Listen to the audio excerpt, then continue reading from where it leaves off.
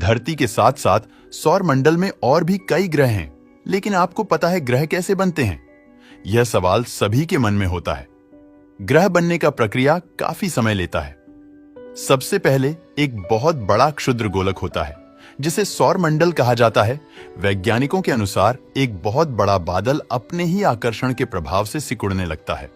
तब एक तारे और ग्रहों का निर्माण होता है।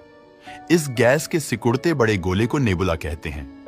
गुरुत्वाकर्षण के कारण जब इसके केंद्र में पदार्थ इकट्ठा होने लगता है तो यह बहुत सघन और गर्म हो जाता है। धीरे धीरे यह केंद्र बड़ा होकर एक नए तारे का बन जाता है।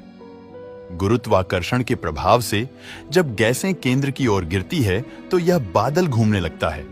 जब यह बादल बहुत घना हो जाता है तो उसके घूमने की गति बहुत तेज हो जाती है, जिससे कि यह बादल छपटा होकर एक डिस्क का आकार ले लेता है।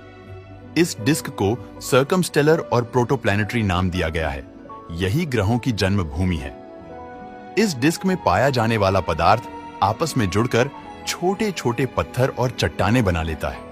धीरे धीरे ये छोटे छोटे पत्थर आपस में जुड़कर बड़े पिंड बना लेते हैं। ये बड़े पिंड अपने आसपास के पदार्थ को आकर्षित करते हुए और बड़े होते जाते हैं। इन द्रव्यमान पिंडों को प्लैनेटेसिमल्स कहा जाता है। इन्हीं से ग्रह बनते हैं। इस डिस्क के आंतरिक हिस्से की गैस को केंद्र में स्थित तारे द्वारा अवशोषित कर लिया जाता है। इस तरह केवल चट्टानें और पत्थर ही बचते हैं। इस डिस्क के बाहरी हिस्से में गैसें और बर्फ मौजूद होता है। क्योंकि यह तारे से बहुत दूरी पर होते हैं, इसीलिए तब गुरुत्वाकर्षण के कारण तारे में नहीं गिरते हैं।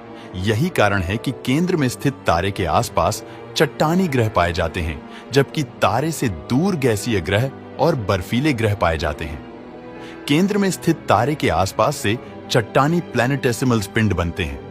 ये पिंड आपस में टकराते रहते हैं तथा बिखर जाते हैं। जब यह बड़े पिंड धीमी गति से एक दूसरे के नजदीक आते हैं तो गुरुत्वाकर्षण के कारण जुड़कर एक बड़ा पिंड बना लेते हैं। यह प्रक्रिया लगातार चलती रहती है। इस प्रकार करोड़ों सालों में ग्रहों का निर्माण होता है। ये ग्रह अपने परिक्रमा पथ से गुजरने वाले छोटे मोटे पत्थरों और चट्टानों को गुरुत्वाकर्षण के प्रभाव से दूर फेंक देते हैं तथा कई चट्टानें तथा पत्थर ग्रह पर गिरकर उसमें समा जाते हैं। इस तरह देखते हैं कि ग्रहों का निर्माण किस प्रकार हुआ है। हमारे सौर मंडल में पाए जाने वाले हैं ग्रह और उपग्रह कहां से आए हैं। वास्तव में इनके बनने में अरबों वर्षों का समय लगा है। वास्तव में ग्रह बनने की प्रक्रिया हर तारे पर घटित होती है। नेबुला के घूमते हुए बादल से केंद्र में एक तारा बनता है। इसके आसपास कई ग्रहों का निर्माण होता है। यही कारण है कि बाहरी अंतरिक्ष में भी ग्रह दिखाई दिए हैं। वीडियो पसंद आता है तो लाइक और शेयर करें।